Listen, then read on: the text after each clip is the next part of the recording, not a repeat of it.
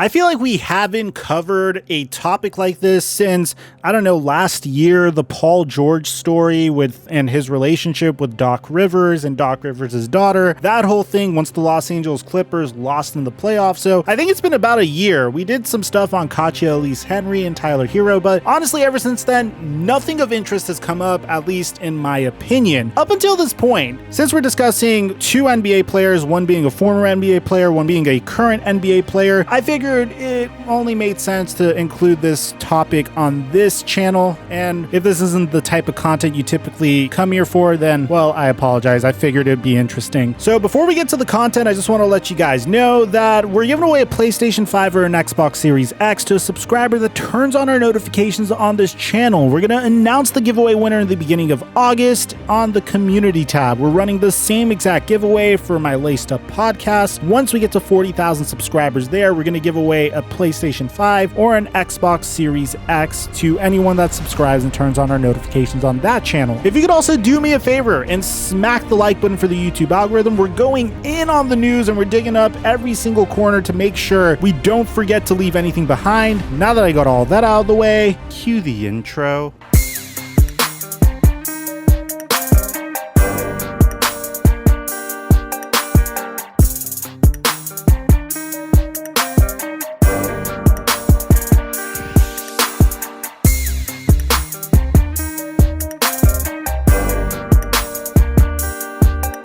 Mic check 1 2 1 2. What's going on, everybody? Before we get to this little skirmish between Tristan Thompson and Lamar Odom over Khloe Kardashian, well, here's how it all started, because this is a very interesting story, even for someone that's not really interested in this type of ordeal typically. Lamar Odom was a Los Angeles Laker from the year of 2004 to 2011. These were without a doubt the best years of Lamar Odom's entire career. Yeah, he had seasons where he averaged more points per game. Obviously, his final year in Miami, he averaged more points per game than he would ever for the Los Angeles Lakers. But in terms of team success and overall happiness and celebrity off of the basketball court in addition to on the basketball court, things would never get better for Lamar Odom. In 2009, he would win his first NBA championship as a member of the Kobe Bryant, Pau Gasol, Andrew Bynum, Derek Fisher Los Angeles Lakers. Shout out to Shannon Brown. And in that fall, Lamar Odom would go to a party thrown by his teammate Ron Artest. You see, Ron Artest just signed with the Lakers a few months earlier after they won a championship, and I guess Lamar Odom wanted to establish some rapport with him. Well, he would also meet Khloe Kardashian at that party. They would date for a month. After a month of dating, they would end up getting married. Their wedding was featured on Keeping Up with the Kardashians, and this would make Lamar Odom like a recurring character on the show.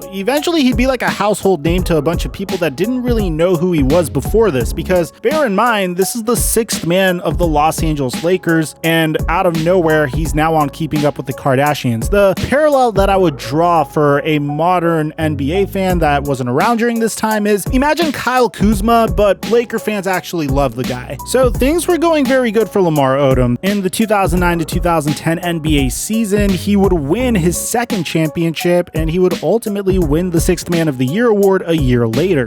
In December of 2010, entertainment television felt like Lamar Odom and Khloe Kardashian had such splendid chemistry that they even gave them their own show called Khloe and Lamar. It debuted in April of 2011, but it would get canceled in 2012, and we're going to dive into that in just a second. After 2 seasons, Lamar Odom said that filming wore him down, and as a result, Khloe and Lamar would get canceled. So I don't necessarily know what caused things to spiral out of control for Lamar Odom. My guess would be once he got traded from the Los Angeles Lakers to the Dallas Mavericks following the 2011 season. Lamar Odom was dealing with a lot of personal issues during this time. His best friend, which was his cousin, was murdered, and when he went to attend the funeral, well, the day after he went to attend the funeral, he would be in the passenger seat of a car that would kill a teenager that was riding a bicycle. On top of this, he would get traded to the Dallas Mavericks, who were the defending NBA champions, but Los Angeles was clearly his happy place. This was as a result of Lamar Odom being offended of being involved in the Chris Paul trade trade talks that the Lakers were involved in. Remember those? And things just didn't work out for Lamar Odom in Dallas. Rick Carlisle's coaching style just didn't work for him. He would get called out a lot, and this was a guy that really couldn't use the tough love approach right now, really didn't need a strict disciplinarian in his ear. He was already dealing with a lot, and well, things just began to trend down for the man. In August of 2013, he would get arrested on a DUI, which he pled a no contest to, and well, after a few weeks, on December of 2013, Khloe Kardashian would file for divorce from Lamar Odom and would ask for the legal restoration of her name. But nothing would be worse than October of 2015, when Lamar Odom would get hospitalized after being found unconscious at a place called Love Ranch, which is a legal brothel. And honestly, the fact that he came out of this was nothing short of a miracle, because he suffered kidney failure, had several heart attacks, and 12 strokes. He would get placed on life support in a hospital in Las Vegas and would regain consciousness and make a full recovery. Lamar Odom does speak publicly about his health struggles, his personal struggles, and his addictions. And most recently, things have seemed to have been trending up for him. I mean, about a month ago, he participated in a boxing match against Aaron Carter, and Odom knocked him out. So I guess that's a W. Meanwhile, you have Tristan Thompson. And remember that bit I told you about, Lamar Odom overdosing and going into a coma. Tristan Thompson and Khloe Kardashian met each other in 2016, and they currently have a child together. They have a daughter named True Thompson. Well, ever since getting together in 2016, Tristan Thompson has come under fire multiple times for allegedly cheating on Khloe Kardashian. Apparently, the most interesting one being surveillance footage literally catching the man in 4K cheating on Khloe Kardashian, like literally in public, which I could only imagine was extremely embarrassing for her. And this was while Khloe Kardashian was pregnant. In 2019, there was this really weird rumor that Thompson cheated on Kardashian with Kylie Jenner's best friend, Jordan Woods. And that was a whole ugly mess. There was a lie detector test that was involved, and ultimately they decided that Tristan Thompson wasn't involved with Jordan Woods at all. But most recently, after Khloe Kardashian took Tristan Thompson back, there was this one incident just a few weeks ago. We discussed it on the Laced Up podcast, where Tristan Thompson went out with Khloe Kardashian and their daughter True to lunch together. Less than 24 hours later, there were pictures of Tristan Thompson disappearing at a house party with 3 female partygoers, and he would reappear 30 minutes later looking quote unquote disheveled. Apparently, Tristan took off into one of the party rooms where everyone goes to hook up, and he was with 3 women and another guy.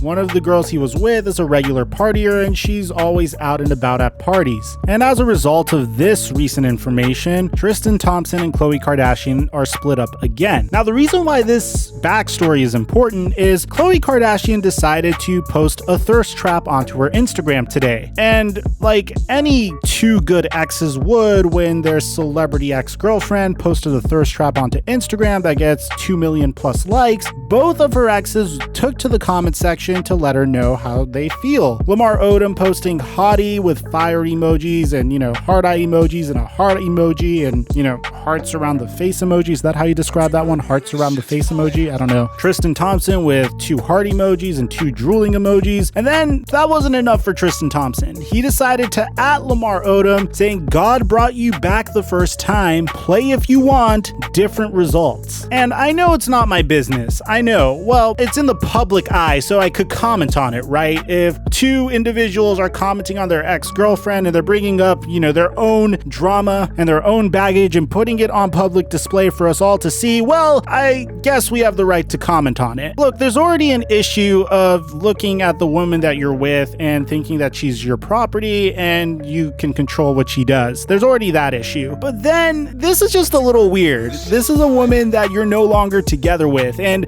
at least the vibe I'm getting from this is Tristan Thompson's pretty much saying, hey, I am the only ex that is allowed to be in these comments. No other ex can be in Khloe Kardashian's comments except myself. And if I see another ex in these comments, well, I'm gonna threaten them in the public eye. This is after he got caught cheating on her. There's just so much that's wrong with this. But anyway, I thought this would be a fun video to make. I thought some of you guys would be interested in it. Let me know what you guys think about Tristan Thompson after this. Aside from that, I'm your boy Mike, and I'm from dropping her mic until our next upload.